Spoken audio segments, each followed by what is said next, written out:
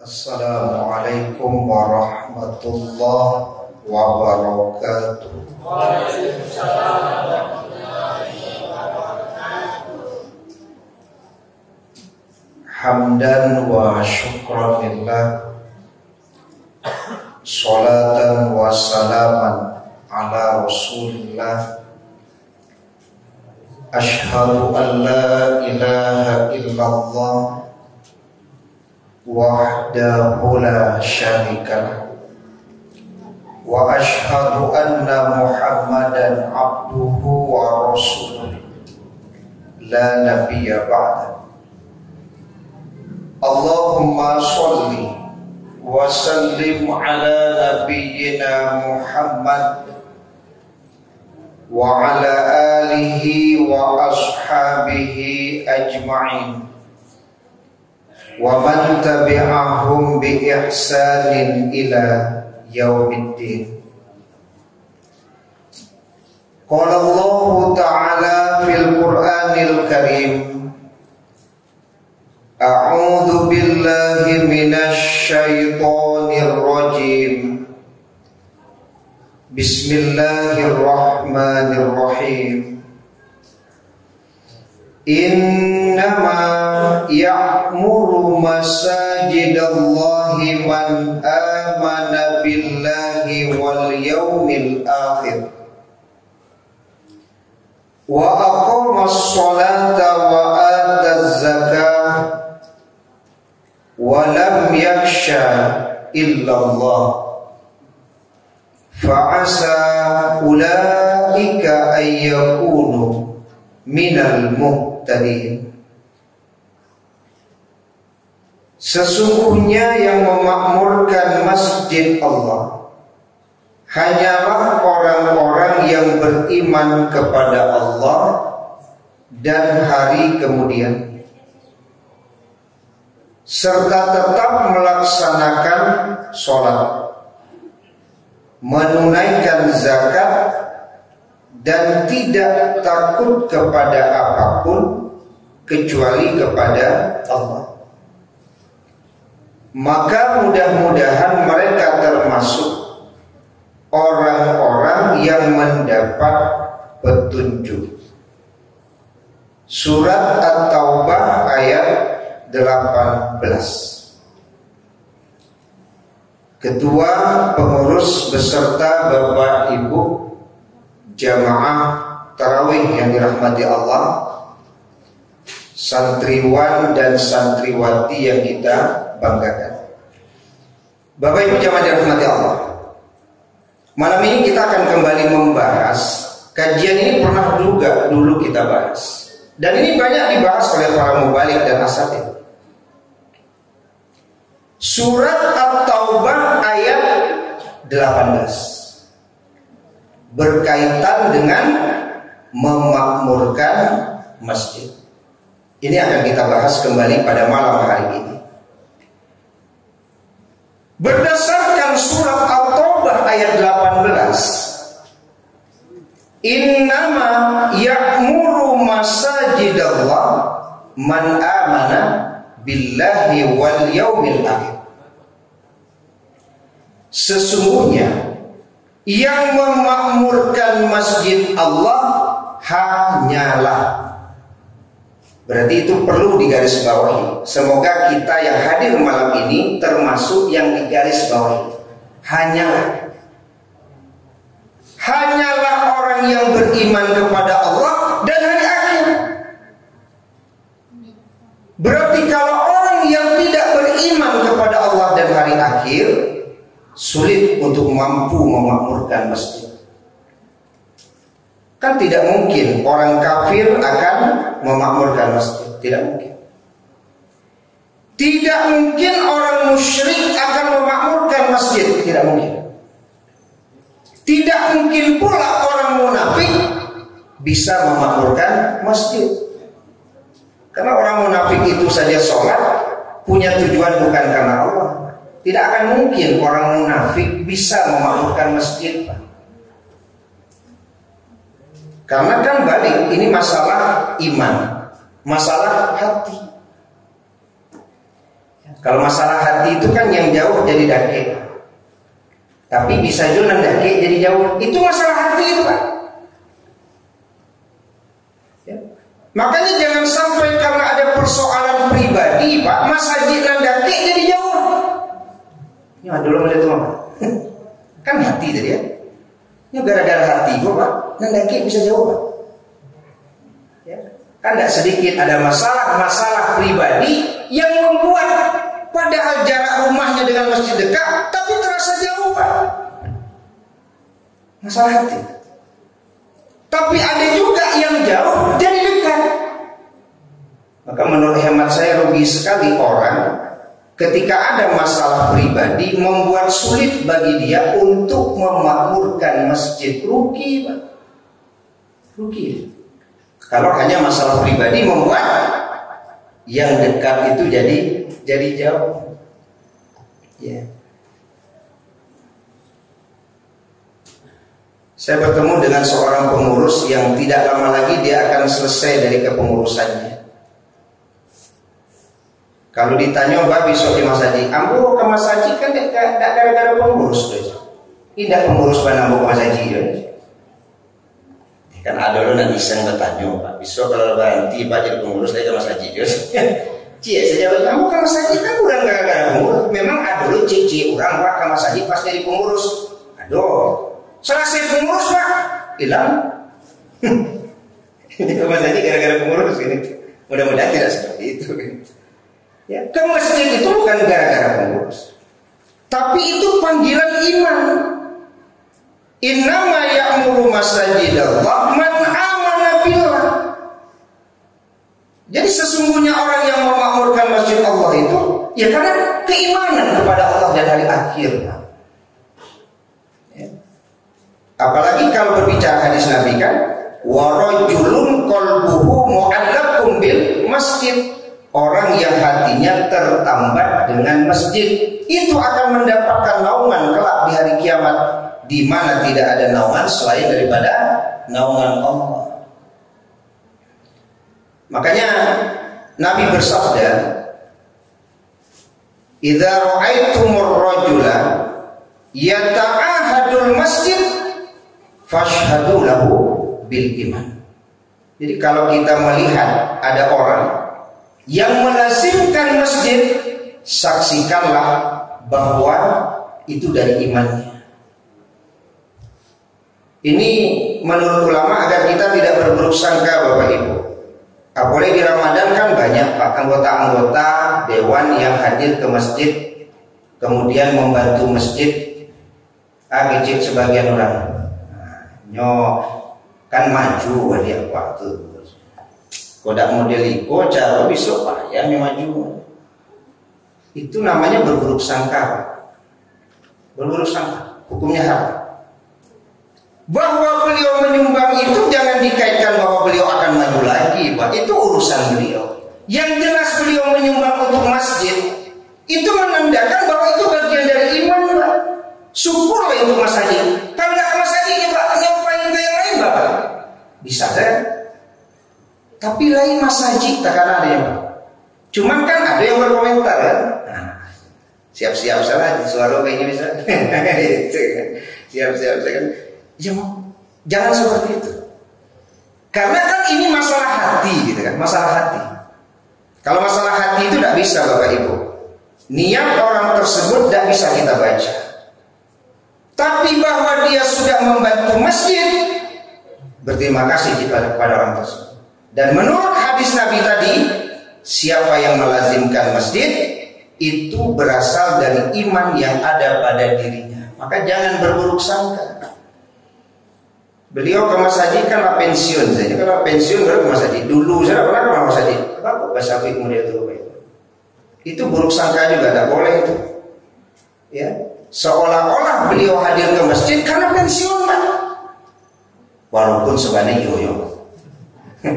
Tapi dari itu yang dimunculkan.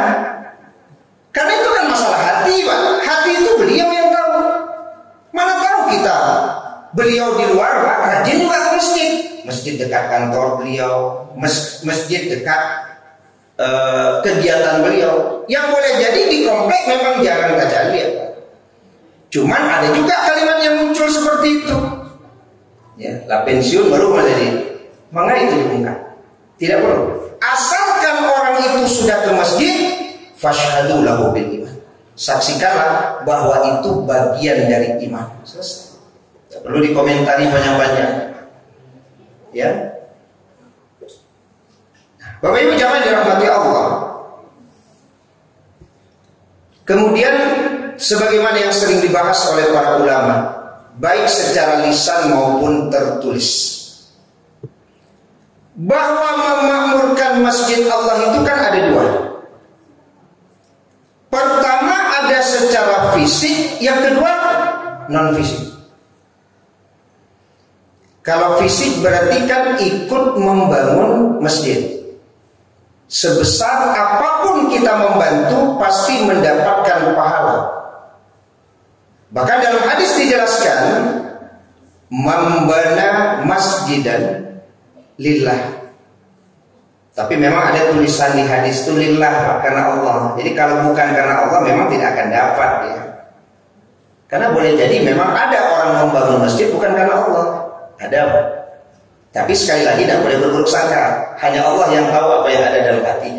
Tapi kalau orang membangun masjid karena Allah, bahkan walaupun dia ikut berkontribusi hanya sebesar sarang burung, kama hasil kotakin au asghar, atau yang lebih kecil, banallahu baitan fil jannah, Allah akan bangunkan nanti rumah di surga. Sekecil apapun, yang penting ikut berkontribusi. Jangan sampai tidak ikut, rugi kita. Ya, saya sampaikan Bapak Ibu, memang ada juga kalau waktu gempa kita pada saat itu Bapak Ibu, kan banyak masjid yang melakukan renovasi. Dindingnya dirobohkan, masjid diperluas, sehingga sebagian dari jamaah itu merasa tidak nyaman ya Pak, karena sumbangan dia itu sudah hilang. Tapi kan catatan di sisi Allah tidak pernah hilang, bahwa ibu dulu pernah menyumbang batu bata. Walaupun batu bata itu sekarang entah kemana sekarang, karena dinding sudah dirobohkan, tapi catatan bahwa ibu pernah menyumbang batu bata itu kan tidak akan pernah hilang, walaupun dinding itu sudah tidak ada lagi. Itu yang perlu dipahami. Berbicara tentang sedekah jariyah, sehingga ada yang batahan tarifah, jangan dirabahan, jangan diganti konsen pintu atau aku menyumbang dulu. Padahal konsen pintu diganti jalan baru Pak, dek laku atau sudah tidak sesuai lagi dengan model. Apakah catatan di malaikat bahwa Bapak pernah menyumbang konsen itu dihapus gara-gara konsen itu diganti? Kan tidak. Tetap dalam catatan para malaikat. Kan begitu Pak, tidak hilang ya. Walaupun sebesar sarang burung atau lebih kecil daripada sarang burung itu, maka Allah akan memberikan balasan. Itu fisik Pak. Termasuk apa yang dikatakan Aisyah, kami diperintahkan untuk membangun masjid di kampung-kampung, kemudian membersihkannya dan mengelokkannya. Berarti membersihkan masjid itu termasuk memakmurkan masjid.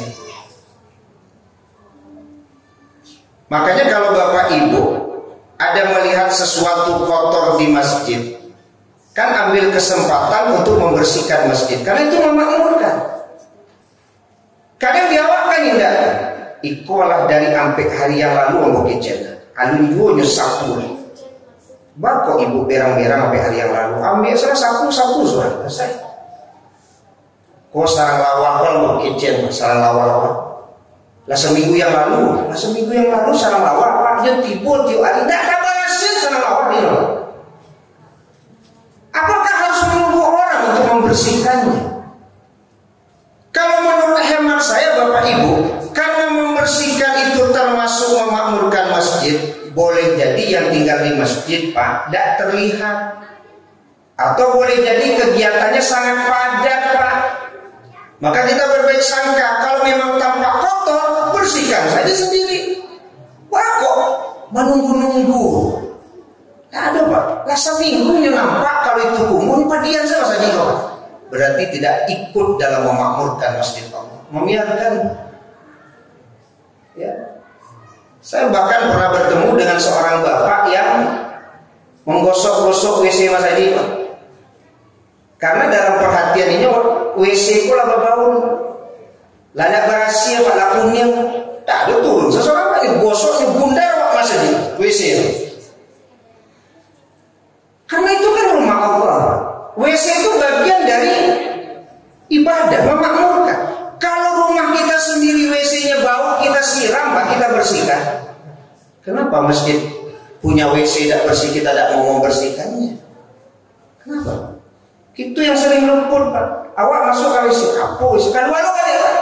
Kemudian, kenapa tidak berkontribusi untuk kebersihan itu? Karena menurut Aisyah, membersihkan masjid termasuk fasilitas yang ada, itu bagian dari memakmurkan masjid.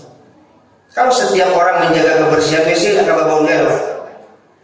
Karena pas dia masuk terasa ada sesuatu yang tidak nyaman, Pak, tinggal langsung ambil Pak. Berasa sekali, bunda sekali, bunda. Tambahnya Pak pun keluar. Kan itu yang terjadi, Pak. Dia masuk ke WC, Pak, bau, dia tambah baunya keluar. Tak kan lucu. Harusnya bau itu kan disiram, Pak. Berasa mudah-mudahan kawan habis itu Pak lama, itu enggak. Sudah yang bau, nyut tambah baunya, Pak hanya keluar. Ini kan pelajaran bagi kita, bahwa membersihkan masjid dan fasilitas yang ada di masjid itu masuk dalam kategori memakmurkan masjid. Kan ini yang harus kita ubah ke depannya. Ya termasuk kalau membersihkan masjid itu atau WC itu kan bisa mendidik kita untuk tawaduk juga. Tawaduk, ya. Sama dengan kisahnya Syekh Mutawalli Asy'arawi itu, ya, Syekh Mutawalli Asy'arawi. Ketika ceramah di salah satu kota di Mesir, beliau kan ulama karismatik gitu. Ulama karismatik. Ya. Yang foto beliau itu dipampang di mana-mana, Pak. Di angkot, di sekolah, kami sama yang usah dia. Cuman beda kan kelasnya. Kalau kesoleh kan di awal. Kalau Syekh Mutawalli Asy'arawi ini tidak main-main. Dia ahli tafsir, ya kan? Biasa, rekamannya banyak itu dia, Pak. Di Instagram yang di-share, biasa. Ketika beliau ceramah di salah satu daerah di Mesir, Pak, indah beliau saja menjadi orang joto-jotonya yang hebat, sehingga roda mobil itu tidak tersentuh dengan tanah. Coba bayangkan, Pak. Indah orangnya saja hebat. Kalau apa kan orangnya ikut joto-jotonya hebat. Begitu orang Mesir memuliakan Syekh Mutawalli Asy'arawi. Pulang dari milik itu, Pak, hanya minta berhentinya anaknya kan ada itu berhenti. Berhenti di Mas Haji. Disangku anaknya kok kasolat dulu Pak, sholat sunat. Bak kok lamu bana ya kok. Bak kok lamu bana ya kok di Mas Haji. Nyuturi di anaknya, Pak, sedang mengundang WC, Pak. Ahli tafsir mengundang WC, ahli tafsir. Digundangnya WC, dibersihkannya kamar mandi, siram kecil anaknya. Apa yang ayah kerjakan? Apa jawaban beliau? Tadi, ya, baru saja dielulukan. Karena nafsu itu kalau dielulukan kan menjadi ujub. Maka aku ajar nafsu itu supaya tahu diri. Rahasia WC. Ya. Nah, jadi besok kalau raso-raso aco apa-apa dipuji orang di kantor, cari Mas Haji apa rahasia WC. Mau ditulis juga. Pada Mas Haji awak kan rahasia. Ada masalah. Melatih apa? Ketawaduan, kerendah hatian, Pak. Rendah hati ya. Di Cubolo apa-apa sekali ke Mas Haji 10 lantai itu kan nggak ada masalah, Pak. Saya pernah bertemu dengan seorang bapak, kata istri beliau, Pak, beliau itu lah yang tiap hari jago jam 7:30 ke Mas Haji. Capek Pak, nah Mas Haji macam. Tapi kata biasa beliau, Pak, beliau pensiun. Apa kerja di masjid? Mulai dari rapid, nyosedot, ya, nyoberasian. Nanti kali Mas Haji, ya mantap Bapak. Lalu itu hari nggak balik kerja biasa. Kata istri beliau seperti itu. Ya, tiap hari. Bahkan kamar mandi masjid itu berasanya loh. Ya, mudah-mudahan ini bagian dari memakmurkan masjid Allah itu. Kesempatan. Dan saya pernah sampaikan kepada Bapak Ibu, ada seorang istri yang suaminya pengurus masjid sampai bilang ya, Mas Haji itulah rumah kedua di beliau. Jadi kalau tidak ada di rumah, apa cari saya Mas Haji di situ. Kau tidak lapor rumah kedua. Kalau tidak ada nyoba cari di lapor. Hanya di lapor itu mah aja lihat. Jadi lapor kan tidak masalah. Jadi duduk. Tapi kalau Mas Haji rumah kedua kan luar biasa itu Bapak. Nah, itu yang hati tertambat dengan masjid. Ya. Apalagi di usia-usia yang memang sudah harus mendekat kepada Allah Subhanahu wa taala. Bapak Ibu jangan dirahmati Allah Subhanahu wa taala. Jadi ada membangun fisik, ada non fisik. Bagian dari memakmurkan masjid Allah. Kalau yang non fisik ya seperti dalam hadis Nabi Bapak.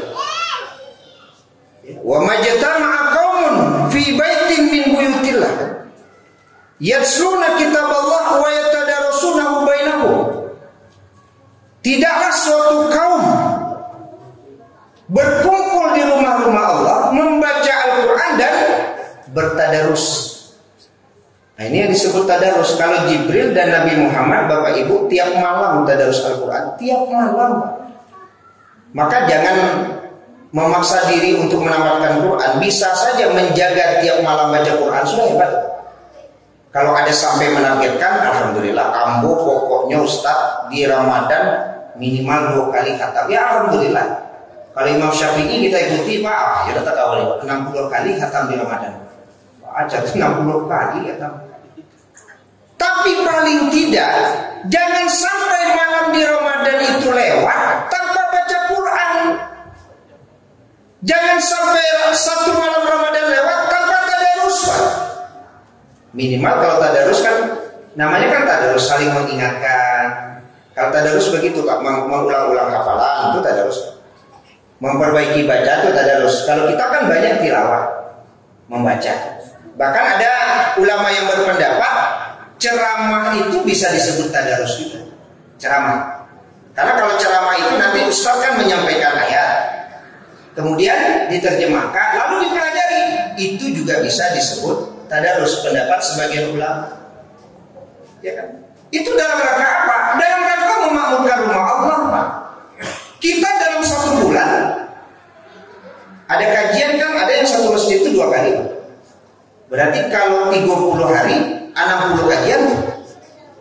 Sekarang sudah malam yang ke-25, lah 25 Ustaz, lah 20 malam pertama pengurus. Tapi enggak ya Pak Leo.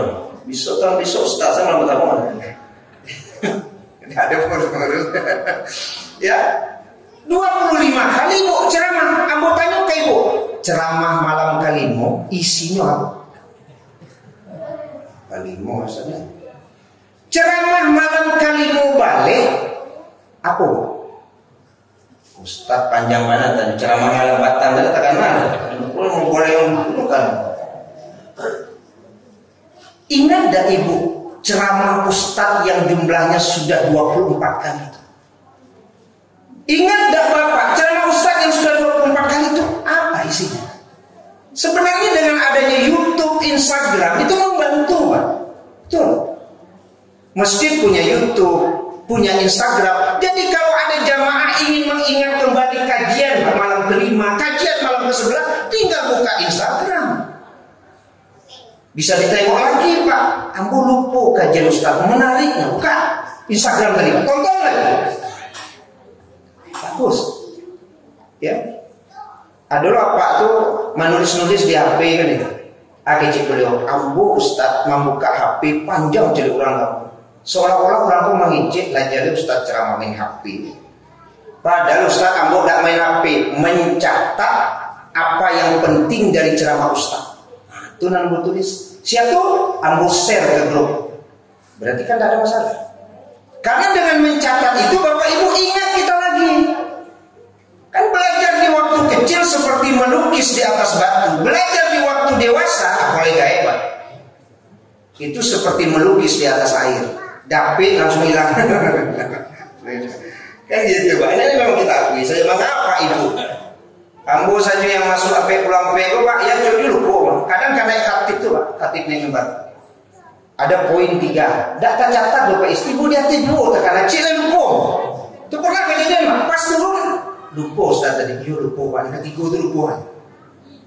Maka dicatat. Karena kita memang kalau mengingat itu punya kelemahan. Berapa persen kemampuan kita mengingat dari materi yang diberikan para ustaz?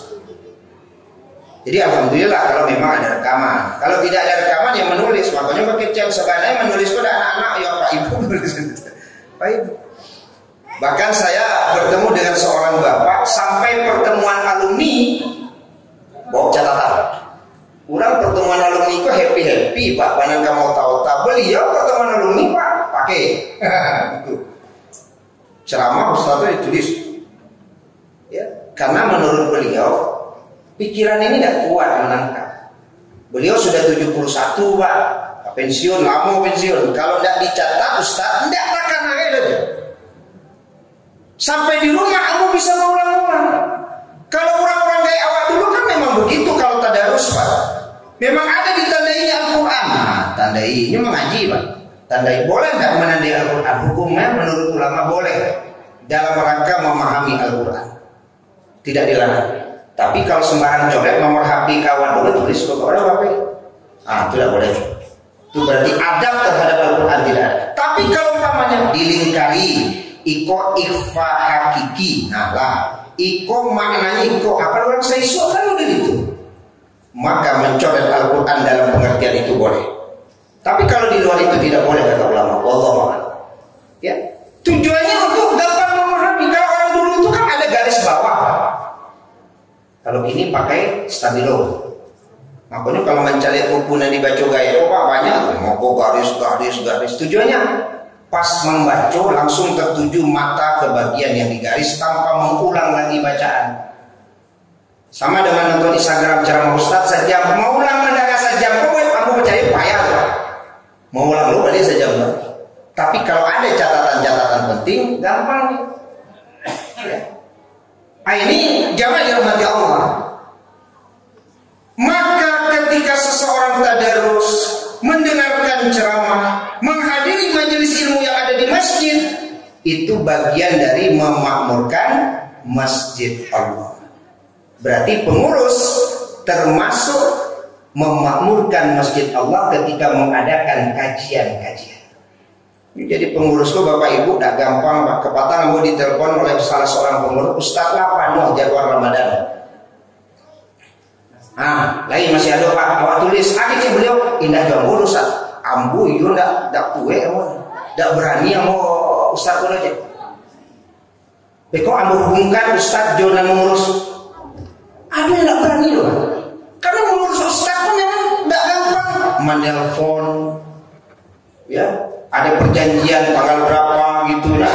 Menjelang Ramadan ingatkan pula lagi. Pas Ramadan tiba Ustaz. Dan paniang kan tidak tiba Ustaz. Itu balik pengurus Indonesia tadi cari. Pengurus kok Pak sakit paru menjelang maghrib loh.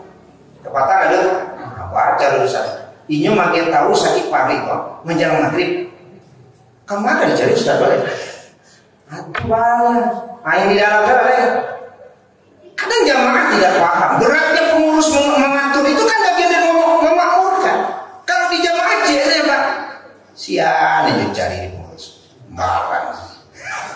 Itu sembarang. Lajarnya ada putar-putar kalau pengurus itu jadi ustaz, semangat aja. Sembarang jadi ustaz. Nah ini suka duka jadi pengurus Pak.